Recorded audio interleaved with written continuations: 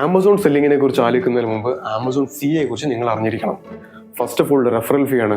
5 മുതൽ 15% വരെ റെഫറൽ ഫീയും അതിനുശേഷം ക്ലോസിംഗ് ഫീ വരുന്നുണ്ട്. 5 മുതൽ 45 രൂപ വരെ ക്ലോസിംഗ് ഫീയും ഷിപ്പിംഗ് ഫീ വരുന്നുണ്ട്. അതായത് 40 മുതൽ 100 500 വരെ പോകാം. അപ്പോഴത്തെ പ്രൊഡക്റ്റിന്റെ വെയിറ്റ് അനുസരിച്ചിട്ടാണ്.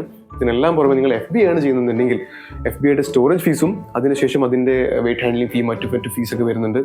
ഇതിനെല്ലാം പുറമെ ഇതിനെല്ലാം കൂട്ടി ഒരു GST ഉണ്ടാവും. ഈ ഫീസിൻ്റെ ഒക്കെ ഒരു GST കൂട്ടിയിട്ട് അതും ഒരു ഫീ ആയി കണക്കൂട്ടണം.